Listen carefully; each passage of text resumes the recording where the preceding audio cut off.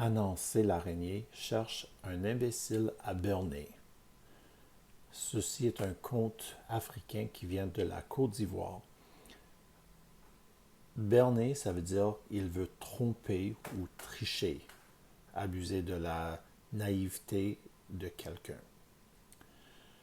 Je n'ai jamais dit, je ne dirai jamais que cette histoire est tout à fait vraie. Pourtant, écoutez plutôt. C'est l'aventure de l'araignée qui cherche un imbécile. En ce temps-là, il y a très longtemps, Annoncé l'araignée vivait au bord de la mer. L'océan regorgeait de poissons le long des côtes de ce pays. Du poisson, mais aussi des crabes, des homards, des langoustes, de quoi faire festin tous les jours, à condition, bien sûr, de se donner la peine de pêcher. Or, l'araignée n'aimait pas beaucoup se fatiguer. Ah, que j'aimerais prendre du poisson et le vendre, soupirait-elle. Seulement pour l'attraper, quel travail! Fabriquer des nasses, les poser. Mais je sais ce qu'il me faut. Un imbécile, un pauvre nigo pour faire tout le travail à ma place. Trouver un imbécile, se disait l'araignée, ce n'était sûrement pas sorcier. Elle en ferait son associé. Il lui pêcherait des tas de poissons qu'elle irait vendre au marché, regarderait tous les soirs pour elle, et elle deviendrait riche, riche cousue d'or. Mon imbécile, pour le prix de sa peine, je lui laisserai un poisson ou deux, de ceux dont les clients ne veulent pas, et peut-être un crabe tous les jours de fête. Mais pas de sous, c'est évident, pas de sous. Qu'est-ce qu'un imbécile irait faire de sous? Et l'araignée se mit en route, à la recherche d'un imbécile. Elle entra dans le village en lançant à tous les échos. « Un imbécile! Il me faut un imbécile! » Elle avisa une femme qui tournait la soupe dans un grand chaudron. « Je cherche un imbécile pour pêcher à ma place. » Mais l'autre éclata de rire en brandissant sa cuillère de bois. « Un imbécile, ce n'est pas ce qui manque. J'en vois passer à chaque instant, sur ce chemin d'où tu viens, justement. » L'araignée ne savait pas trop qu'en penser. Elle poursuivit sa route. Elle arriva sur la plage, s'approcha d'un pêcheur qui ravaudait son filet. « Je cherche un imbécile. Un grain de mie? Un imbécile. Un crocodile? Non, un imbécile. Un nigo, quoi. Ah, un magot. Pardi, moi aussi. Mais tu penses bien que si je m'en trouve un, je le garde? J'ai dit un imbécile, corna l'araignée. Il s'enfuit en marmonnant. Un imbécile, il en tenait bien un, oui, mais sourd comme un pote. Elle eut beau chercher, rien à faire. C'était partout le même refrain. Des imbéciles, elle envoyait. Elle envoyait même partout, mais pas un seul ne faisait l'affaire. Elle allait se décourager quand arriva le faucon. Elle décida de ruser. « Oh, bonjour, frère faucon. Si tu venais avec moi pêcher, tu m'aiderais à poser des nasses. » Mais le faucon avait l'ouïe fine.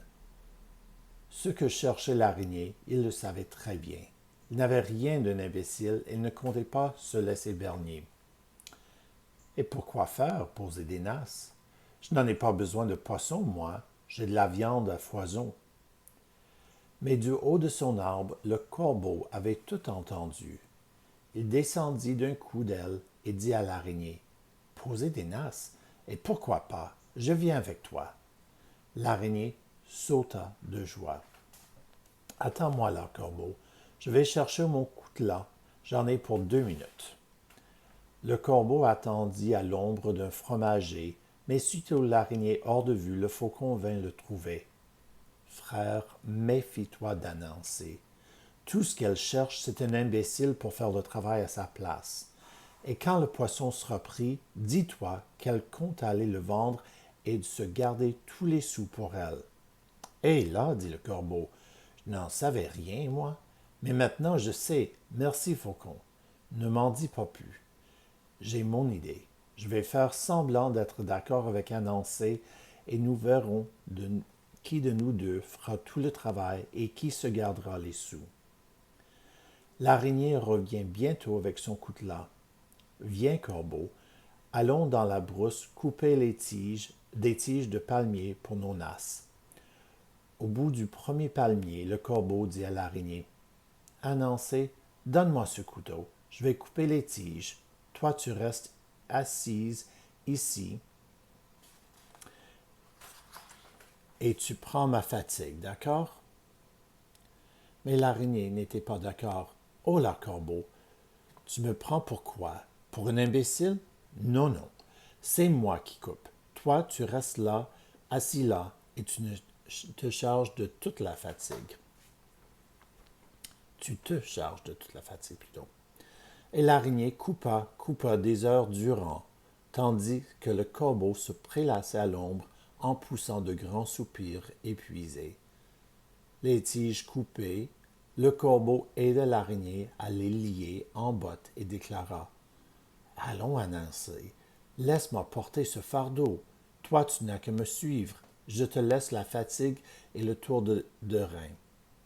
Taratata, corbeau, tu me prends pour quoi? Pour un imbécile? Pas question. Aide-moi plutôt à charger ce paquet sur ma tête. C'est moi qui le porterai. Pas d'histoire. À toi la fatigue et le tour de rein. Et le corbeau se contenta de suivre en soupirant et gémissant à la perfection, comme s'il souffrait de le martyre à chaque pas. Annoncé l'araignée transportait le fardeau. Devant la case de l'araignée, le corbeau l'aida à se décharger et déclara: Et maintenant, laisse-moi fabriquer ces nasses. Mais si, laisse-moi faire. À toi la fatigue et les crampes aux doigts. Jamais, dit l'araignée. Tu veux rire? Si quelqu'un s'y connaît en tissage et en vannerie, c'est bien moi. Laisse-moi tracer ces tiges et à toi la fatigue. Le corbeau se vautra sur la meilleure natte de la case et se mit à gémir, à geindre, à soupirer avec plus d'ardeur que jamais. Imbécile, dit l'araignée, tu n'as donc rien dans la cervelle? À entendre, on te croirait à l'article de la mort. Elle s'est mise à l'ouvrage, et croise, et tord, et tisse, et tresse. Au bout d'un long après-midi, elle avait confectionné 2 belles nasses. Le corbeau sauta sur ses pattes. Annoncé, cette fois, sois gentil. Laisse-moi porter ces nasses à l'eau. À ton tour de prendre la fatigue. Moi, je n'en peux plus, tu sais. Tiens donc, dit l'araignée. Sûrement pas. Je les ai fabriquées, je les transporte. Toi, suis-moi et prends la fatigue. D'ailleurs, tu fais ça très bien. Et ils descendirent au rivage. L'araignée allait à pas compter les nasses en équilibre sur sa tête. Le corbeau suivait, traînant la patte, avec des gémissements à faire frémir la brousse entière. Au bord de l'eau, le corbeau dit: Annoncé, tu ne le sais peut-être pas, mais une bête féroce habite là, dans la mer. Laisse-moi me mettre à l'eau et poser ses nasses. Et si jamais la bête me mord, à toi de mourir à ma place. Turlututu, dit l'araignée, ce n'est pas tout de même. Pardon. Ce n'est pas tout de même que tu crois que je devais dire oui. Non, mais ces nasses, c'est moi qui les pose. Si la bête me mord, tu meurs. Et l'araignée s'en fut patauger, poser les nasses, les garnir d'appât. Pendant ce temps, les pattes au sec, leur corbeau la regardaient faire. Puis tous deux rentrèrent se coucher dans la case de l'araignée. Le lendemain, au petit jour, ils descendirent en hâte au rivage. Dans chaque nasse, il y avait un poisson. Le corbeau dit à l'araignée: « 2 poissons, quelle chance, Annoncé! Ces 2-là, prends-les, ils sont pour toi. Demain, il y en aura 4, et ce sera mon tour de les prendre. » Tricheur, s'écria l'araignée, Tu me prends pour quoi? Pour un imbécile? Merci bien. Ces 2 poissons, tu peux les garder. Demain, c'est moi qui prendrai les 4. Le corbeau prit les poissons sans se faire prier. Avec une poignée de manioc, un peu d'huile et d'épices, il se mijota un bon foutu et s'en régala tout seul. On dit un foutu, c'est un plat africain aux innombrables variantes, viande ou poisson. Alors, le lendemain, de bon matin, le corbeau et l'araignée retournèrent inspecter les nasses. Il y avait là 4 poissons. Le corbeau dit à l'araignée, « 4 poissons, quelle chance, Annoncé! Prends-les, ils sont à toi. Les prochains seront pour moi. Demain, avec tout cet appât, il y en aura bien 8 au moins. » Mais l'araignée se récria. « Dis donc, tu crois que je vais me laisser faire? Ces 4-là, prends-les, je n'en veux pas. Demain, les 8 seront pour moi. » Le corbeau prit les poissons et les mit à frire tous les 4. Il se mitonna un foutu de roi et n'en laissa pas une miette. Le lendemain, dans les nasses, il y avait 8 poissons superbes. Le corbeau dit à sa commère, « 8 poissons et des gros! Tu en as de la chance, araignée. Allons, prends-les moi. Moi, j'attends demain. Il y en aura 16, c'est certain. Ils seront pour moi, bien sûr. » « J'aimerais voir ça, dit l'araignée. « Non, mais tu me prends pour un imbécile. La pêche d'aujourd'hui, je te la laisse. Je me réserve celle de demain. » Le corbeau prit les poissons et les mit à cuire au four. Il en fit un foutu d'empereur qu'il eut à peine à terminer.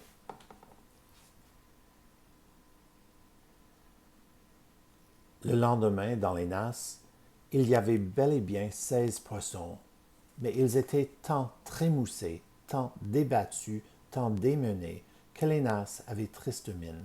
Leur corbeau dit à l'araignée, « Annoncé, regarde-moi ça. Ces pauvres nasses ont piètre allure. » Piètre allure, ça veut dire elles ne vont pas bien, elles sont toutes brisées. « Elles ne prendront plus un seul poisson, mais je parierais que sur le marché, il se trouve encore un imbécile pour les acheter. Prends ces poissons, laisse-moi les nattes.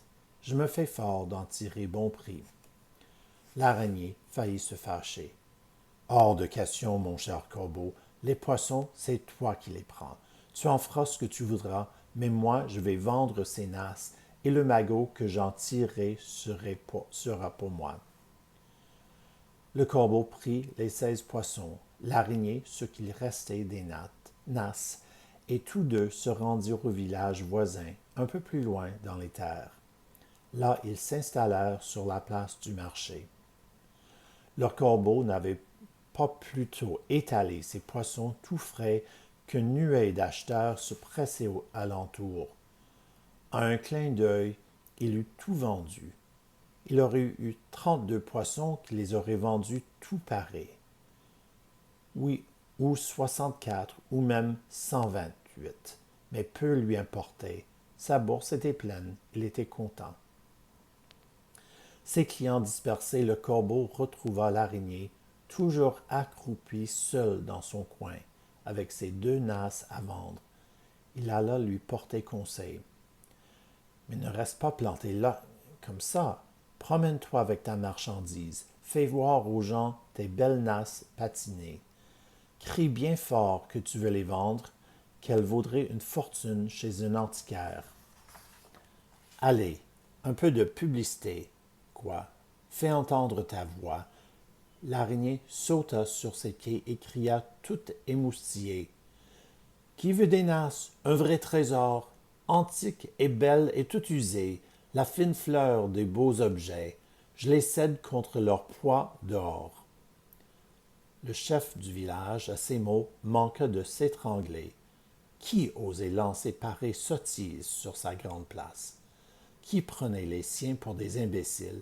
Il appela ses gardes. « Dites, d'où sort-il, j'aimerais le savoir, l'énergumène que j'entends là? Qu'on me l'amène immédiatement. » L'araignée ne se fut pas priée.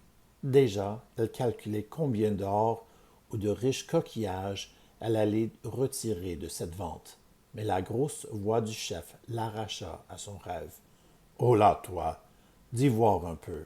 Où te crois-tu? Au royaume des imbéciles? L'araignée se mit à trembler. Ton ami Corbeau est venu nous vendre du poisson splendide. Il en a tiré bon prix. Tu étais à côté, tu aurais dû comprendre. Nous ne sommes pas fous ici, ni les uns ni les autres, et toi, tu voudrais nous refiler, ou plutôt vendre à prix d'or, tes deux nasses déglinguées qui ne valent plus un grain de mie? Le chef était si furieux qu'il appela ses hommes. Qu'on lui donne le fouet. L'araignée voulut fuir, mais elle se prit ses pattes dans ce qui restait de ses nasses. Plus elle se débattait, plus elle s'entortillait dans ce fatras. Elle était prise à son propre piège, et les coups pleuvaient, et l'annoncé pleurait. Puis, pitié, c'est bientôt fini, je vous prie. De grosses larmes de douleur perlaient aux yeux de l'araignée. Des larmes de douleur, mais des larmes de honte aussi. Honte, c'est l'embarras. Elle venait de comprendre un peu tard qu'à vouloir berner son prochain, on finit toujours par se berner soi-même. Et voilà, mon conte est fini. Drôle ou triste, sage ou leste, prenez-en ce que vous plaît et laissez-moi remporter le reste.